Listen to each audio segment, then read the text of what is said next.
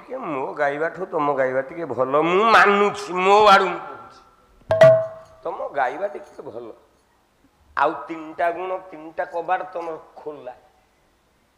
ଆଉ କିଛି ଜାଣିଛ ତମେ କିନ୍ତୁ ନୃସିଂହତାର ଗାଇବା ବି ଅଛି ଯଦି ନଥାନ୍ତା ଏମାନେ ମତେ ବେଣ୍ଟି ମାରିକି ଓଡ଼ିଶାରେ କୋଉଦିନ ପୋତି ଦିଅନ୍ତେଣି ହିସାବ ନାହିଁ ଯାହା ବି ହଉ ସରିଗଲା ପାଲାର ଜୀବନ ବୋଧେ ତ ଏଇ ମଞ୍ଚ ଶେଷ ମଞ୍ଚ ତ ହବନି ଏ ବ୍ରାହ୍ମଣପୁରରେ ଯାଇ ପହଞ୍ଚିଲେ ଧଳା ନାଗ ଶୋଇଛି ଧଳା ନାଗ ଉପରେ ଗୋଟେ ଧଳା ମୂର୍ତ୍ତି କୃଷ୍ଣ କହିଲେ ଦେଖ ଇଏ କିଏ କିଏ ନାଇଁ ତମରି ଭଳିଆ ଦିଶୁଛି ନା ମୋ ଭଳିଆ ଦିଶୁଛି ଯେ ମୁଁ ୟାର ଅବତାର କିନ୍ତୁ ଇଏ କିଏ ଜାଣିଛୁ ଏ ଆଦି ଅନାଦି କାରଣ ସଗୁଣ ନିର୍ଗୁଣ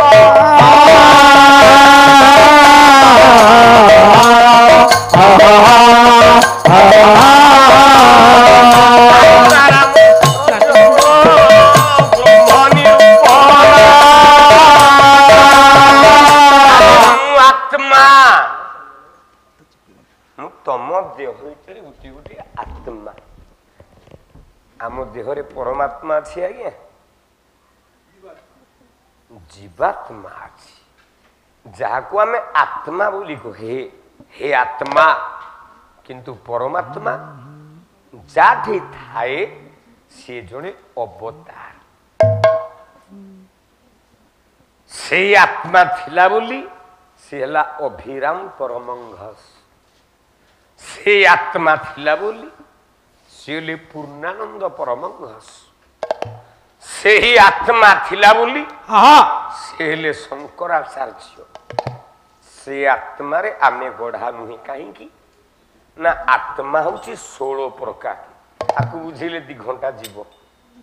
देखिबा काली तक मैं आलोचना करी 16 प्रकार आत्मा तेणु अनै देले देख ए आत्मा ठारू सृष्टि हेची जो ब्राह्मण ए ब्राह्मण उपयुक्त आत्मा रे सृष्टि है नहीं तेणु ये सदा बेले हब नंपुसक यार संतान केबे हब नहीं जो संतान टी जन्म हब से संतान टी मरिबो काहे की ना ये होची कृष्ण द्रोही अच्छा ये जन्म हवा पूर्वर ये ब्राह्मण पूर्व जन्म कृष्णंकर द्रोह आचरण करी तेणु जी कृष्ण द्रोह आचरण करी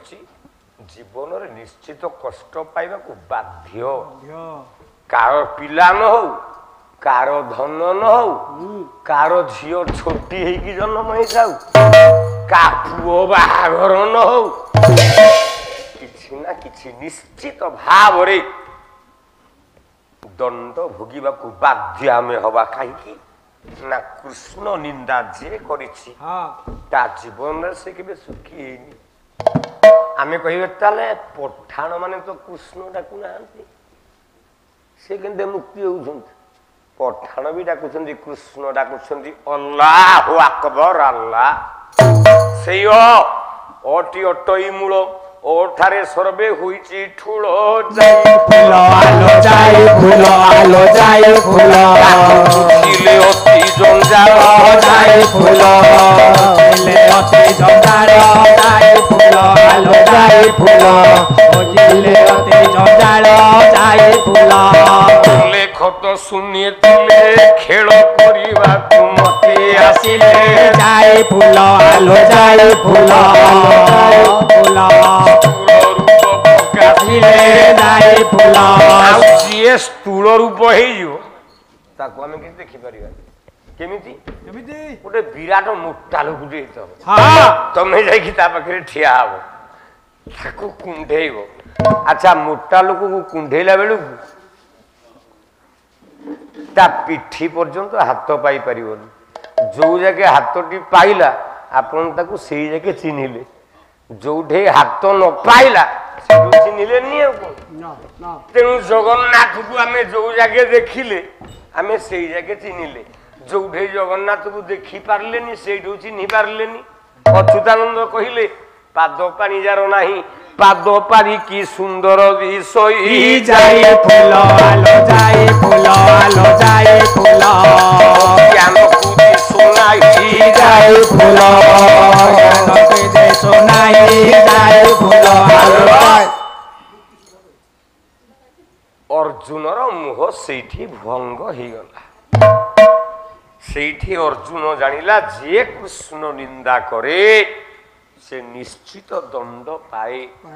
ତେଣୁ ଏ ବ୍ରାହ୍ମଣ କୃଷ୍ଣ ନିନ୍ଦା କରିଥିବାରୁ ଇଏ ଦଣ୍ଡ ପାଉଛି। ପ୍ରଥମ ଗାୟକ ପ୍ରଥମ ପର୍ଯ୍ୟାୟରେ ଗାଇଥିବା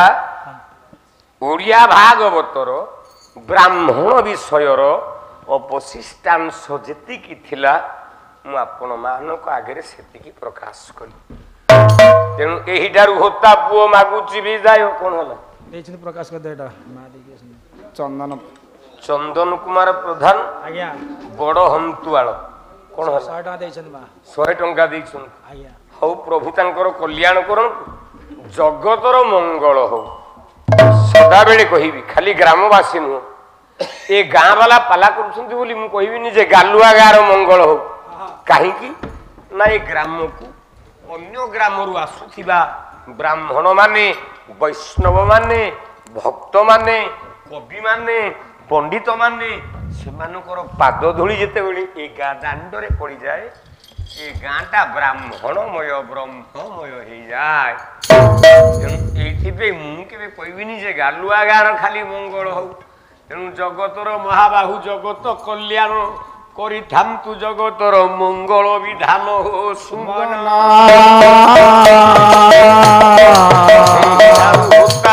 ମାଗିଲା ବିଦାୟ ଗଲା ବେଳେ ବାବୁ ମାନେ ଟିକେ ହରି ବୋଲ ଦିଅ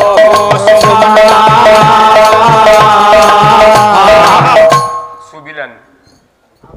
ମୋର ଏଇ ଜିନିଷ ଟିକେ ଦରକାର ମୋର ଧନ ଦରକାର ନାହିଁ। ଏତିକି ହରିବୋଲ ଟିକେ ଗୋଟିଏ ପଦ ହରିବୋଲ ଦେବେ ବ୍ରାହ୍ମଣ ପିଲା ଭିକ ମାଗୁଛି ମୁଁ ସେ କହୁଥିଲା ପରା ଗୋସେଇ ଭିକ ମାଗୁଥିଲି ବୋଲିକି ଏଇ ଗୋଟେ ଜିନିଷ ଭିକ ମାଗୁଛି।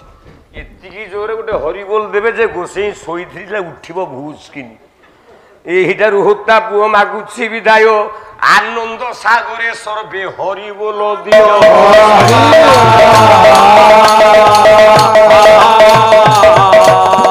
ମା ଭଉଣୀ କିଏ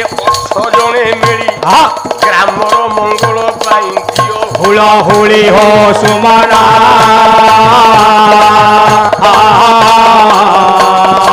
ଦିନଜନସ୍ୟ ଶରଣ ରକ୍ଷଣ ମହାବାହୁ ଗୁରୁ ଦିନଜନସ୍ୟ ଶରଣ ରକ୍ଷଣ ମହାବାହୁ ଆନନ୍ଦ ସାଗରେ ପୀର ଦରବାରେ ଆନନ୍ଦ ସାଗରେ ପୀର ଦରବାରେ ସର୍ବେ ହରିବୋଲ କର ତାଳି ହୁଳ ହୁଳି ଦିଅ ଏ ବିଶ୍ୱ ଦୁଃଖ ଯାଉ